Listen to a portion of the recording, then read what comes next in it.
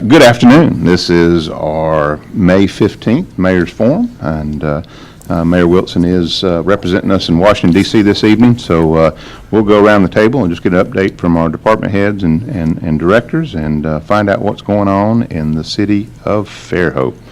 Chief, you want to kick us off? Yes.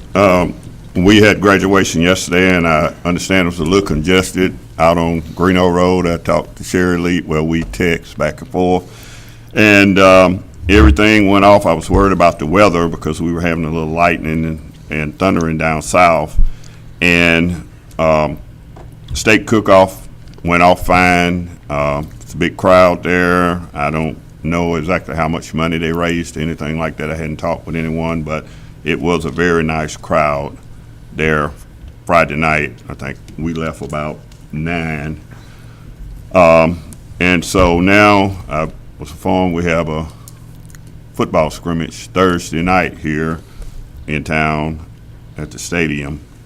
And we're just getting ready for our usual stuff at the police department. We've been passing out the little pamphlets for the senior citizens to put on their refrigerators. And that's been going great. We had a lady come in this afternoon, and I talked with her, and we gave it to her. And so the word is getting around. And other than that, we're just busy working. That's all I have. Thank you, Chief. I'll ask Tom to check in. Tom Cool from our Parks and Recreation Department. Tom, what good word do you have for us today? Well, graduation last night was the busiest I'd ever seen it. I don't know how many kids actually graduated, but 400 was it? I mean, it was, you know, the parking was it was unbelievable, and in the stadium, you know, to see the bleachers that full, it was there was barely any standing room only. So I don't know what we'll do next year, because I'm sure that some growth is going to happen. We'll probably have to plan better with parking and get someone out there to help with the parking situation, because I know Chief didn't have enough officers to start all that. So maybe get the band back out there who does it during football season. But anyway, I thought it went off well. We lucked out with the weather. So, and then like Chief said, Thursday night Spanish Fort's come down here for the Pirates spring game, annual spring game, and I expect a pretty decent turnout for that, being Spanish Fort's so close, and a lot of Pirate fans, so we're looking forward to that. Down at the marina, we're expecting the fuel tank to be delivered maybe this week or next week. Looking forward to that and start turning some revenue, and everything's going well at Quail Creek. Jeff Marks continues to do a great job with all the tournaments and the local leagues. Everything goes real well out there, and same with tennis. Everything's moving right along there, getting ready for some summer camps, and the Recreation Center summer camp will be starting in a couple weeks, a week after school gets out, June 4th, I believe it is. So, got a lot going on. Also noticed that Jeff had some kids camps for the golf too, starting in June, I think it was. So there's a good opportunity for some of the kids to go out and get some lessons and so forth. It'd be a lot of fun. Tomas is doing the same thing there at tennis. He's got some youth camps lined up. Keep the kids busy this summer. Well, I may have a reputation of being a Trojan, but I will tell you I will be pulling for the Pirates Thursday night. Something under the line of the enemy of my enemy is my friend. So go Pirates Thursday night. Very good. And we have Mr. Dias with our Planning and Zoning Department. Wayne, you want to give us an update? Sure. Thank you, Richard. We had a Planning Commission meeting last week, pretty heavy agenda. Had some good discussion on several different topics. So that was all good. We're just moving along as normal. It's been busy. We did conduct interviews yesterday for a position that we've had open, and that's the planning tech position. We had 3 very good candidates, and so we're waiting to hear back on one of those that we selected, and to see if we can bring somebody on board. That position would really help out Mr. Cortinez's group doing reviews for building permits, for structure for zoning compliance, as well as others. We're hoping to increase our ability in some of our technology aspects of planning, and so we're hoping to bring someone on board that possesses those skills as well. Other than that, it's about the same, just moving on. Thank you, Wayne. We have Sherry Lee. Sherry Lee is our with Economic and Development, and community activities. Sherry, what do you want to share with us? And all that stuff. So I've also got whatever's going around the whole city right now. So allergies. Lynn's out there putting her hand out for me to stay back. I want to go back to what Tom and Chief touched on real quick about growth and that graduation. And it was, I don't know, because I was gone for that period of time. And then obviously we've grown so much since, in the 7 years I was gone from Fairhope. But last night was just incredible in terms of, it was like almost like a college. If you give everybody football game. 24 inches of seat room, you can put 5,000 people in that stadium. Mm-hmm. And by the looks of things, we weren't far from the 5,000. We were pretty cozy in the Yeah, stands. yeah, You say 24 inches? 24 inches. I think that this was one of the largest classes, graduating classes we've had in a while. And usually, like Tom said, when we have football games, the band comes out, or the parents, yeah. they come out and park, does the parking. And yesterday when I went by, right when the bad weather was going on and everything, I think they bused the graduates up to the stadium, students, so yeah. that saved some room on parking, but They did. you kind of parking yourself and you lose a lot of parking spaces like that. So we probably need to look into the Booster Club or someone and get them next year organized for the parking out there to help out like we do at football games and stuff, because we don't have the manpower to park cars and then get up there and all of that. And so it was just a large class last night, 400 students. That's quite a few. I think we had 333, but that's been years ago. And then you had grandparents and relatives. I know we had family come from all over. So did everyone around us. You had a lot of family members, so 400 times. You said 5,000 is capacity. But it was coming off 98 too into Volanta and They were too. parked all the way down Volanta, all the way to 98, and all the way down Volanta the other way and up into one of the neighborhoods. And we could have squeezed with a group out there parking. We could have done a little bit better job and got more cars into the park, but we'd have never fit everything that was there. The No backup way. on 98, and I hadn't seen this since, I thought this was a DC thing, but apparently not. People turning left into Volanta and people racing up to the front of the line, then cutting everybody off and turning left in front.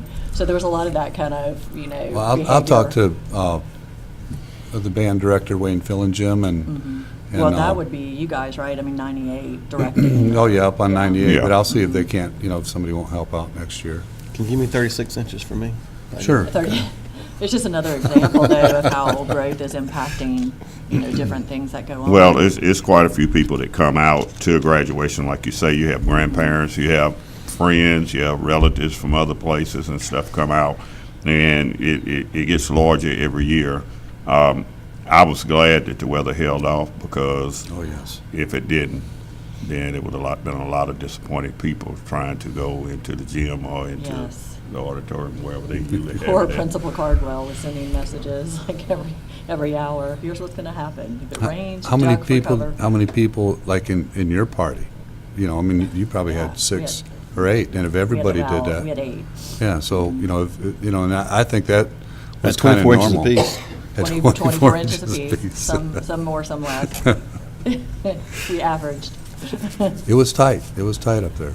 It was great, though. I think it went really well. Mayor Wilson was saying that it was very smooth. It was, even though there were, I don't know if it's double the amount of students they had last year, but a lot more students. It went really quickly, and it was, it The was very program well did done. move along very well. Mhm. I thought so. I thought it was a great event.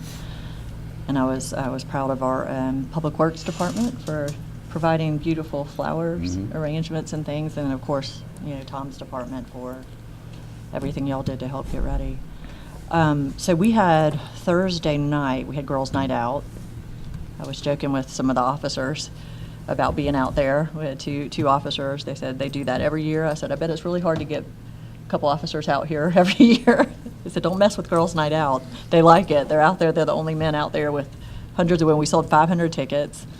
It went very well. We had, this year for the first time, there was a cool little photo booth. It's a couple of girls started it. They're entrepreneurs, and they launched this photo booth that they bring to events, and so people got to jump in and take pictures, and that seemed to be really enjoyed. And then the merchants provided coupons in a coupon book for everyone, and they seemed to do really well. The stores were packed and people were walking around with bags, so that's a really good sign. Of course, we'll get the sales tax data next month when it comes out.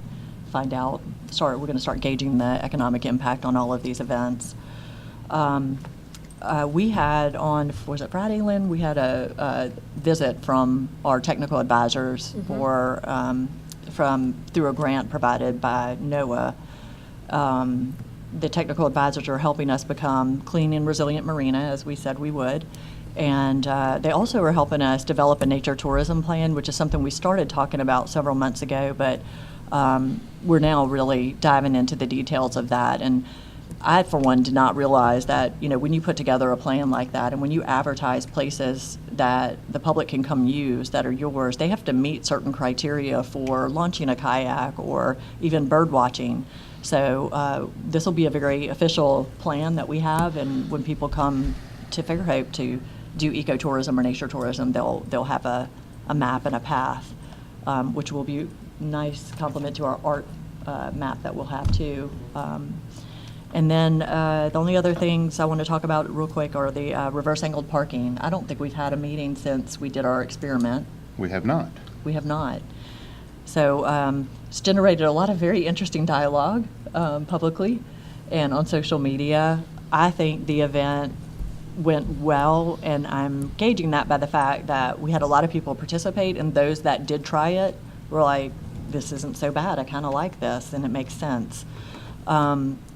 Again, I do want to bring up, I feel like I can't bring it up enough, that this was a recommendation made by Dan Burden. If not in the report to us, it's certainly something that he recommends in his reports that you can find anywhere online.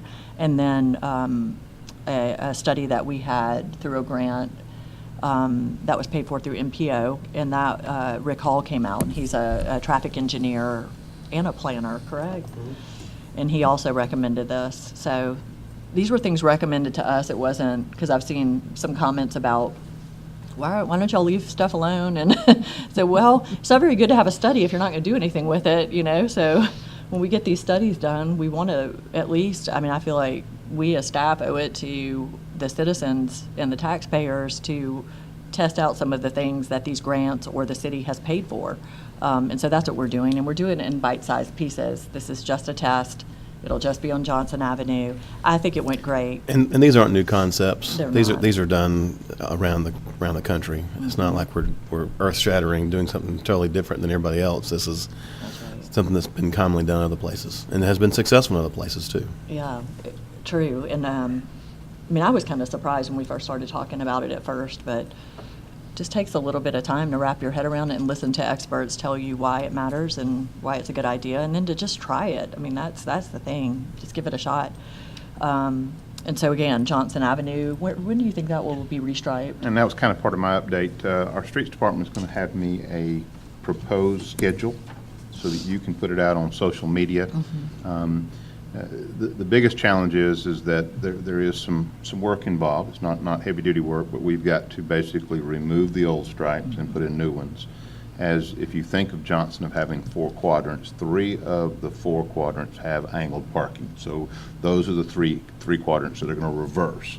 And more than likely, we will get, hopefully, if we can get 2 quadrants, 1 half of the street done in one cycle by starting early, then one day you will reverse angle on one direction and not on the other, and then by the next day both directions will have been reversed angled. So the signage will go up when the reverse angle is there, and we will make sure that those dates get pushed out. Mm-hmm. So that everybody's aware that, hey, our goal is when you come to town on this day, going this direction on Johnson Avenue, it's going to be reverse angle parking. And just to kind of to pick up on that, I know that sometimes change is scary, but I think our mayor has challenged us. If there is a better way of doing things, we should at least explore that. And this is a very small, non-permanent test bed. meaning that if we come to a conclusion in 30, 60, 90 days that it doesn't work for downtown Fairhope, it is just a matter of peeling up paint and repaint it back the way it was. So whereas when you build a roundabout, you took a little bit of a gamble because that's a thing of some permanence. But this is literally just paint on asphalt. So and a couple signs that can be unbolted and taken down. So I think that if you think back in the area, profession of civil engineering, if you went 15 years ago, no one talked about low impact development standards. Okay, today it is a lexicon, expected standard in development. So there methodologies for managing our infrastructure, whether it be traffic or parking or whatever, is going to constantly evolve and change. And there's going to be things that are successful, and there's going to be things that are deemed not successful. And I'm excited to try something different. But I think the evidence will speak for itself in the long run. Richard, do you anticipate closing off Johnson for any period of time while you're restriping?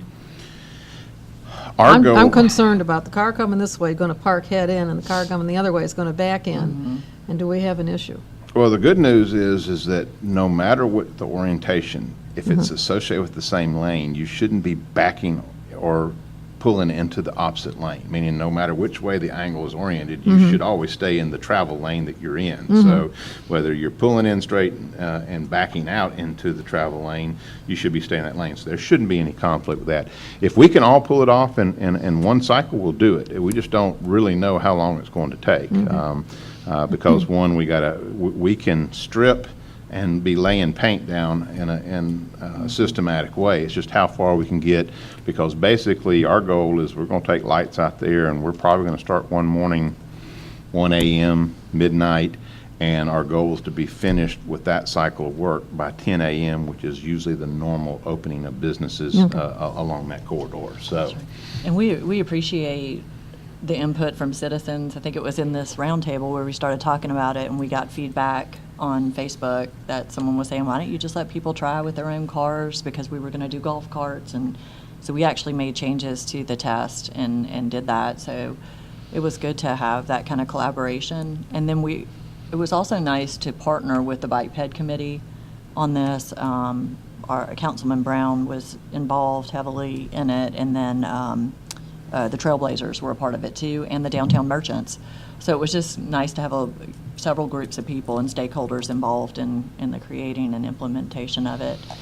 And it wasn't more work because of that. It was just, it made it more inclusive. So the only other things I have are the SSO, the Sewer Overflow Project for Restore Act. Richard Peterson and I have started having some meetings just to discuss what the full grant proposal might look like for that, and getting really into the weeds on what can we do with that amount of money to help prevent future overflows on the Eastern Shore. And I've learned some really fascinating things, which I'm sure Richard will share, so I won't get into that right now, but just know that that work is happening, and we're having some really great conversations about what we can do with that money to ensure that we help eliminate these overflows, Spanish Fort, Daphne, and Fairhope together. And then the substation conversation that we've been having, that continues with our operations director, Richard, and myself, and some members of the community, and some community advocates that are talking with him. And there's been no decision made about where the substation's going to go. It is not going to go on the site that the engineer who did the study for the substation initially recommended. And that site was never chosen. It was one of the options. So they're looking at other options now, and I'll let Richard give updates on that, but we don't have a final site for it.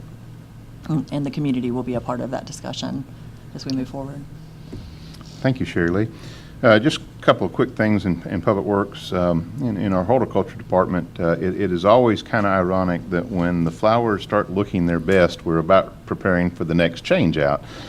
Summer planting change out will occur about mid-June. So That's always kind of depressing because the flowers downtown look phenomenal right now, but they are a spring flower, and as the temperatures continue to go up, they're not going to perform as well, and we're really excited about the June change out, and that's going to give them about 3 weeks of getting hardy and growing before the Independence Day festivities take place. So looking forward to that. That's a big change out. It's a big job. And it's just amazing that when you watch our public service workers, that they just go about it and make it look so easy. And one day it's one set of flowers, and then the next day you go by, it's a whole different arrangement. So very proud of them for what they do. And Paul Merchant and his team are just outstanding in their acumen in our horticulture for the city of Fairhope. In sanitations, I will tell you, we have been enjoying, and I don't want to jinx us, pretty good on-time, on-schedule operations. The biggest change was that it took us a while from the budget appropriations of 2017, but we took delivery of 2 new recycle trucks in January, and that has made such a difference to have reliability and capacity in those units. And our operational goal for calendar year 2018 is a 95% on schedule, on time service, with the goal to get to 100% eventually. As far as just some public works projects, we are making progress on sidewalk projects. Our County Road 13 from Sedgeville to the Fairhope Soccer Complex has been submitted to ALDOT for final review.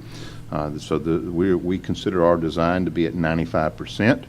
I think we've taken care of any permitting hurdles with environmental oversight and things of that nature. And my initial goal was that we would get that out on the streets for bids, preferably this month. I think it's going to be a little bit later, but I'd love to have those sidewalks in place before the new school year started. I think we're going to bleed over in that a little bit. Our additional sidewalks on Twin Beach and Morphe are under design. We got that out of the council, funded the engineering on that a couple of meetings back. And then our pedestrian bridge on US 98 at Fly Creek, the span is there. They're working on the approaches, and we can see the light at the end of the tunnel on that, and that one's been a long one, and it's a gorgeous bridge. We've already talked about the reverse angle parking. I know Mr. Pope is one of our dedicated audience members. His memorial sinkhole on Fairhope Avenue was repaired yesterday, hopefully not to return. But it's one of those things when you open up one of these older streets in our central business district or the fruit and nut section, you kind of get a good feel for the age and condition of that infrastructure. And it prompted me to spend some time this morning looking at we're probably going to have to replumb that whole run from probably Summit Street all the way down to its terminus at the bay. It's a combination of different pipe materials, but most of it is old concrete that is 4-foot sections that are butt jointed, meaning that they have no tongue and groove or a flange that fits over an end, and they were placed and then grouted. Well, if any shifting, and there's no reinforcement in the pipe, and it's amazing that with just a whack of a hammer you can break it apart. It has deteriorated and aged. And that's the good news is that's not a deep run. It's not an overly large pipe. It's the type of work we can do, and we're going to plan for that. And just kind of on a bigger picture thing, Jill Cabanas, our finance director, has been working with us on a budget schedule. We kind of started that progress in earnest in Public Works. We started the conversation with our supervisors about expectations and outlook of personnel and the operations we would use those personnel for, as well as started talking about capital needs. And then probably the last thing that we'll do, which is the easiest part, is the actual operation budget, because you kind of know what you spent this year and what you're going to need for next year. And then finally, something that our citizens hear about a great deal is as we are slowly but surely moving into the live world of our Munis software operating system for the city. The work order system is actually live now, and some of the issues are being worked out of that. For my fellow directors and department heads that has not interfaced with it, it's not that scary and it's not that hard to use. But the biggest challenge is that if you don't have all the permissions you're supposed to have, you create the work order and you send it to where you think it needs to go, and then you're cut out of the loop and you don't know if the person got it, what its status is. And so that's one of the things that we probably all need to start self-training and cross-training. Jeff and Sean have been a great help from our IT department, but I will tell you, I think when it's fully integrated, especially if you have an address, please repair pothole at 106 Freedom Street, eventually that will tie it to a GIS locator. And so it takes the ambiguity out for the service team out working on it, because they could, on their smartphone, actually pull up right there on the GIS map, right where they're supposed to be looking to do that repair work. And the other thing is, as we get better with it, the person who actually does the work will be able to track equipment and personnel, and so we start actually having a real known cost of what it took to do that maintenance work or that service call or whatever. So excited about that. I know it's been a long time coming. It's not perfect yet. It has different little things that need to be worked out, but I think it's going to make us better as a city to organize our work and be able to see what everybody's doing and how we're doing it. And then kind of tying into graduation and Thursday night scrimmage game with Fairhope Pirates and that team from up north. ITS, I did have a conversation with ALDOT to get an update where that is. I provided some information from the mayor, and I think she pushed it out on social media. They are almost to the point where all hardware and software is in place. The vendor who is the proprietary developer of the software system that runs everything is on site, and that system is being calibrated, and they are doing those things to get it to where it is working as a complete adaptive intelligent traffic signal system control. And they've been very coy about exactly when it's completely working, but the implication is that at least for the summer high season of visitors and vacation, there's a good chance that the 98 corridor, Greeno Road, will be under intelligent traffic signal control, which theoretically means as soon as the system detects that Volanta has a different loading than it normally does, it starts changing the cycle of the lights to help that loading get onto the main line and to get moving. And that's supposed to be the beauty of it. They say by one cycle of the traffic lights, it has learned that something has changed and it is adapting to it. So by the second cycle, it's supposed to be completely caught up to speed, and it says, okay, there's more cars on the queue on Volanta than there normally is, so we're going to change the signal timing to unload that queue onto Greeno Road. And it will be very neat to watch that happen, and especially as we get in the fall when all the football games on the Eastern Shore let out at about the same time, and they usually all end up on 98 before it's over with. So it will be exciting that that system's coming online. That's the biggest singular project that the MPO invested in, and it constitutes about $3 million worth of improvements to that system, and excited to see it in action. That's all I have. It's definitely not working yet. And Tom, did you update everybody about this morning's meeting at the marina? No. I did not go into that at all. Okay. We had an interesting meeting at the marina this morning with the Army Corps of Engineers representatives and some environmental specialists discussing dredging. And it isn't something that's going to get paid for by the federal government because we're way down in the food chain. We're not a commercial harbor or anything. However, it was productive in that they gave us a lot of great ideas, a lot of promise, and I believe some assistance that's going to get us in the right direction, and we will be applying for a permit, the nationwide number 35 permit, which they explained gives us a whole lot more than what we ever thought we could do, and they're going to assist us with setting up our projects and our phases, our priority phases. Once they get those from us, then they'll assist us in getting the permitting. Some of them can be permitted together, some need to be separate, but at any rate, they were very encouraging this morning. I thought It was a very good deal. positive meeting. The federal government wasn't nearly as scary as what we assumed it was going to be, so. Depends who you're meeting with, I guess. Well, they were on our side, and they did encourage us to keep pushing. They're not the ones, they can only receive the money. They're not the ones who, make the determination, but they encouraged us to keep pushing for help and funding. And I do know Mayor Wilson's having some meetings in DC about it too, so Yes, she is. hopefully that might bear some fruit. We're not Yes. sure, Yep. but I doesn't know she's hurt to gonna work ask. it. Yeah, I mean, I think, if we're talking regionally, and that meeting is a CAP meeting, which is all about regional impact, our marina does play into that on many fronts. I mean, it's a working waterfront. And if we ever have any dreams of getting a fish market back there or anything like that, that would be a commercial operation, as That's small right. as it is, but lots of opportunity down there, and they're willing to help us so we can save some money but get the job done.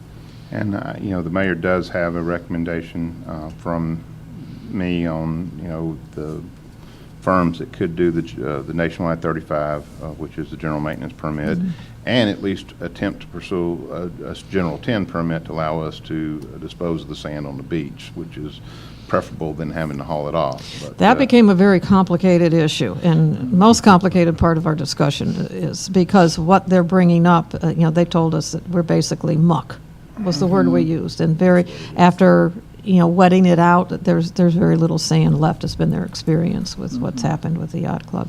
So, and not beach material. So that's something that bears more exploration. Well, and that's going to be the challenge, because the biggest challenge is that by, the nationwide 35 allows you to take the material, dewater, but you have to dispose in the upland setting, i.e. Right, it our requires landfill. upland. But state lands then says that is lands of the state, and thus you have to compensate them by volume for that loss of state land, which can get expensive too.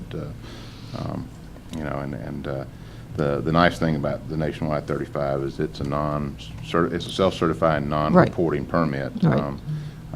And that's definitely something we need to get set up so that we have It's that option. Definitely, something to keep in our back pocket, and it's good till 2022 when it gets revisited and reissued. So it's good to have in our back pocket and have it there for the jobs we can use it for.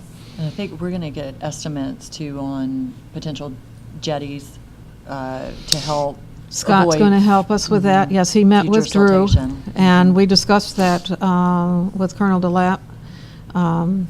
And they know Scott, very familiar with him, so they were Everybody pleased that he knows was Scott. going to be working on some drawings for Drew on that.